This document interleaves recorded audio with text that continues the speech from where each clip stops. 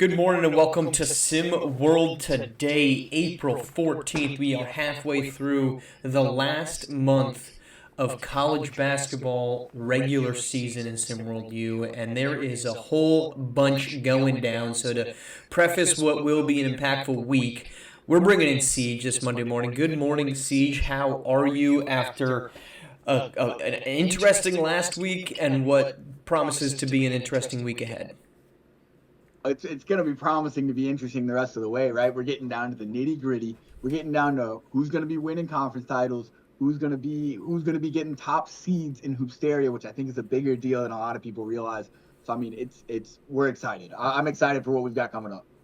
Very few conferences actually have any finality to them. Memphis and Villanova positioning themselves, but ACC, Virginia Tech not locked up. Kansas not quite locked up, though I think actually they might be, but the question mark of Kansas, Texas, Dayton still remains. We're going to dive into some of that, but let's start with the top 25. Villanova remains on top. Their 7-game winning streak is the second longest in college basketball, tied with Jackson State. Hello, Jackson State, who's surging now at number 23 in the country, but it's second only to Kansas. So your takeaways from the latest SP Top 25, which sees Kentucky fall out of the top 5 and into number 7. Look, I'm gonna say it. I understand that it's hard to move a team down when they didn't lose. I know that that's a hard thing. This was a week, and you can say what you want about whatever. This is a week where I would have been more than okay seeing Alabama jump back up to that number 1 spot. I mean, they beat Kentucky. They were part of knocking them down, as you mentioned, and then they beat a really, really good, highly ranked Arkansas team on the road. They did enough to me to warrant that jump, where Villanova had one game where they beat a VCU team. Awesome. But again, I understand. I get it. You don't want to knock a team down if they didn't lose off number 1. This was a rare case where I would have been more than okay with it and almost think it should have happened, Marsh. Other than that, the rest of the top 25, Kentucky falling out. I'm gonna be honest, I'm not surprised. I know a lot of people are big on Kentucky. I just don't know that I see it there. It's one of those Kentucky teams, and we've seen a ton of them in the past, where they had all this talent, and I'm just not sure it fits together right. I think that's what they're missing on that Kentucky team is fit. I think what's been powering them all year has been star power, and it's really, really great star power. But I don't know that I see Kentucky as that team. So them falling out does not surprise, not falling out, but falling down a little bit doesn't surprise me at all. And I think they've got a really good top 25 this week. I think the back end of it looks about like it should right now, in my opinion. I don't think they left anyone out super notable. So I'll give the SP their flowers this week, even though I had one thing I would have disagreed with. Other than that, I'll give them the flowers. I think I would agree with. I think Villanova feels just like the token first team right now. It's just, we're fine with this. We're not completely right to leave Villanova at number 1, but we're also not wrong to do it. So we're just going to go with it. My lone concern with Alabama moving up is more of the precedent, and I guess is more of a concern that they've set this from the beginning, that you said if teams don't lose, then they stay where they are, and that's pretty much where Villanova sits. Kentucky, I am as high as anyone. I said I think they're going to win a national championship. I'm not going to move away from that. Maybe that's stubborn of me. I still believe that they can. I think they just I remain perplexed by the lack of let the leash off of Adonis Knight, because every time he's been out there, Kentucky's looked fantastic. They've looked great with him when he's been efficient, when they've actually allowed him to be productive and giving him a leash that's more than 20 minutes. That's what they need, because this offense gets stagnant when it's Jamison Johnson and Glory Tate just taking turns, and you need to be able to drop somebody in there every now and again that's going to just have a little bit of skill set there that changes the pace of it. Adonis Knight does what neither Johnson nor Tate does, and he's a downhill attacker. I still think Kentucky needs to do that. My big takeaway, though, hello, Iowa, back to number 13. Racing out after losing, 5 straight games without Lamarian Sherwood. Sherwood comes back, has a case to be made. He was National Player of the Week, though Brian Vaughn had a fantastic night for Colorado as well. But Iowa, they go from unranked to number 13th, and that's the difference that Lamarian Sherwood makes. Iowa's dangerous right now, especially if Sherwood gets rolling. That they are. I mean, look, I can't say I'm surprised. You've heard my talk about Sherwood. He really is that big of a difference. If there's anyone, and I mean, it's not just that Sherwood came back. The win they had was insane. It was almost a 50-point win, his first game back, which to me said all I needed to know about how good Lamarian Sherwood is this year. All right, let's go to more of the wide lens. There's a lot of pieces to choose from here. From UNLV sitting atop the Mountain West, Wisconsin at 12 and 14 overall, sitting second in their tied for first, really, in the Big Ten. The incredible season from Jackson State, Princeton coming out of nowhere. Siege, for you, what's been the most interesting storyline that has take place this season?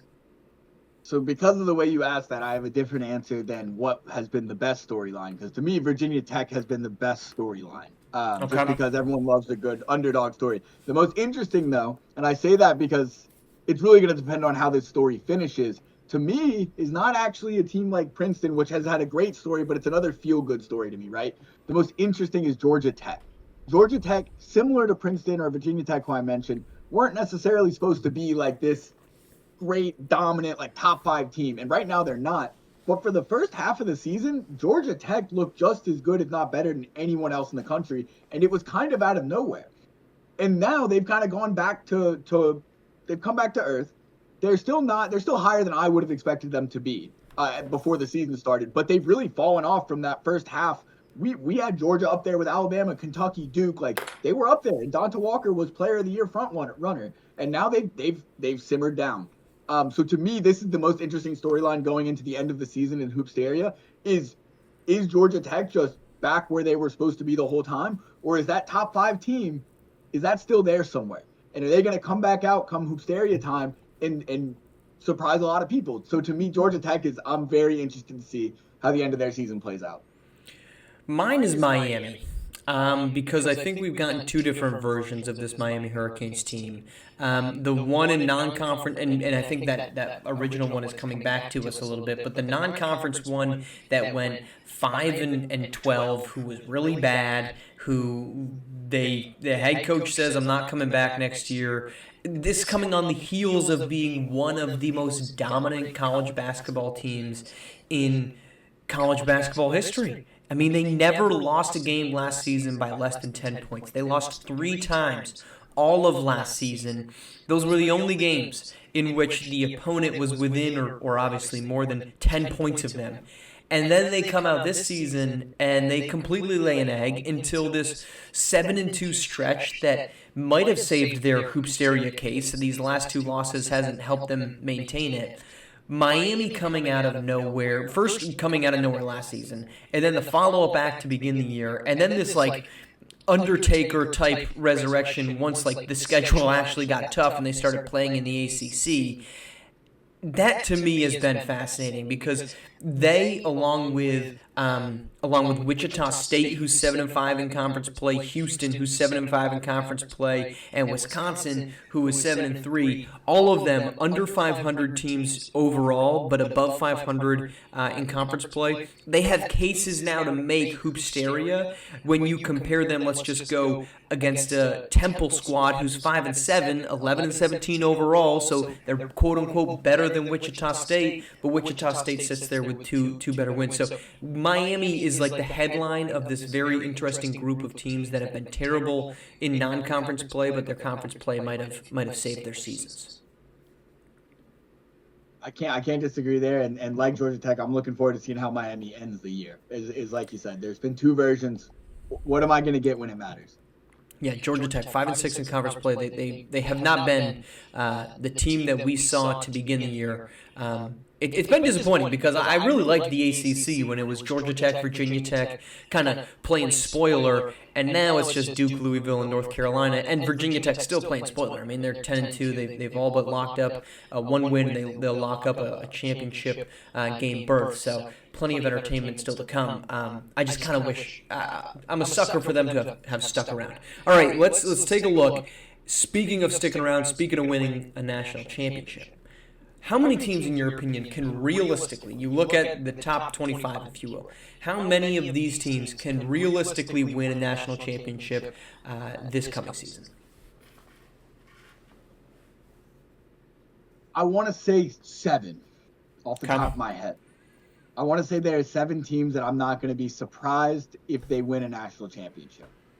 And to go down from the top of the SP25, Villanova, Alabama, Texas, Virginia Tech, Duke. So that top 5, I think, are all well suited to make a run and win.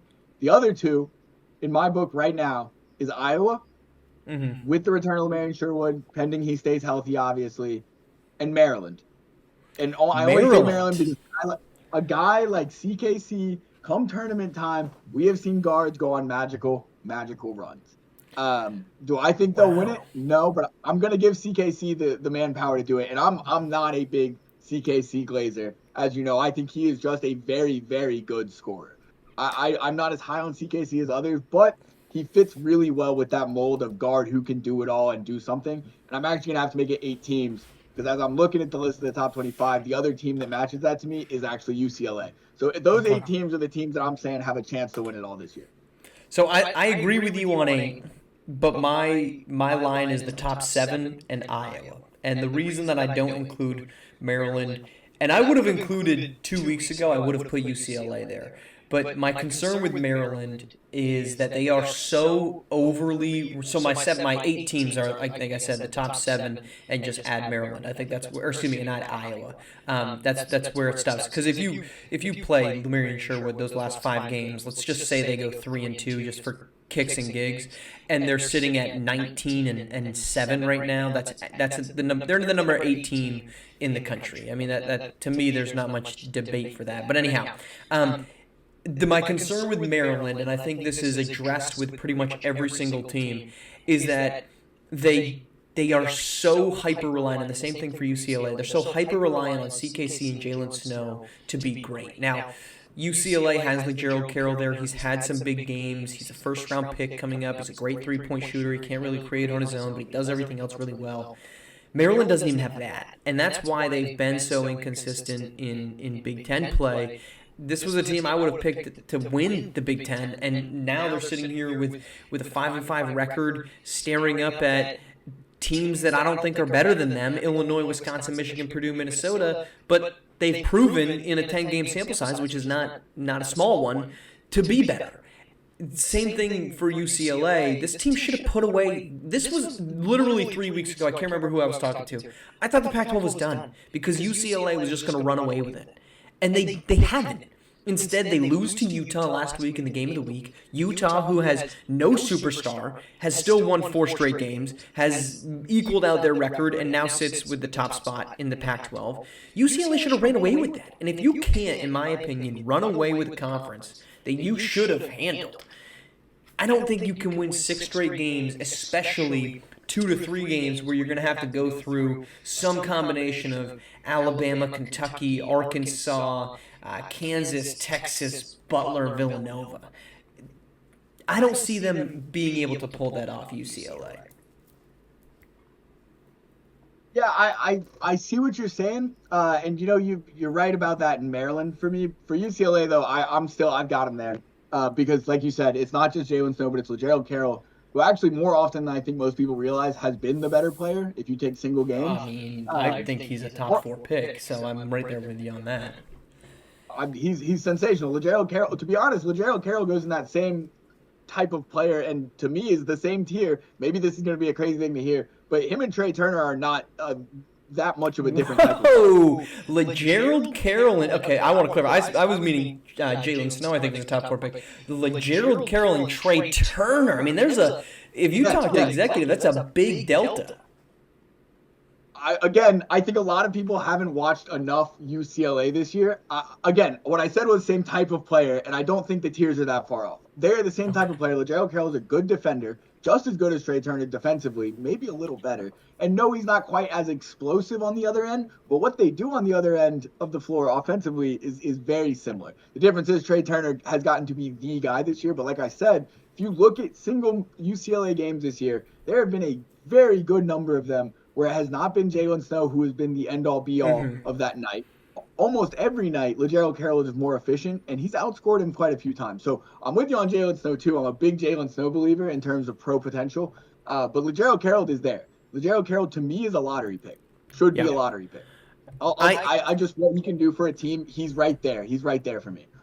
And I don't disagree with you in premise. I really like they check boxes, right? I think I talk about this a lot. What boxes can you check? Can you shoot threes? Yes, they have three guys who can shoot threes at a high reliable rate. Do you have somebody who can rebound? Not quite, but you've got some size inside with Franklin Tyson. Do you got a guy who can score late in the game? Yes, we can do that. Do you have a guy that can facilitate? Yes, we got a couple of them.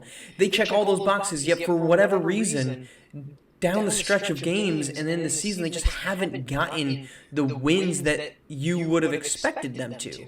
And so to me, that's where I kind of look at this and go, are you the version I see on paper or the version I see 50% of the time? And that feels like it's too often the case of them just not putting it away. And that's what you're going to have to do in college basketball.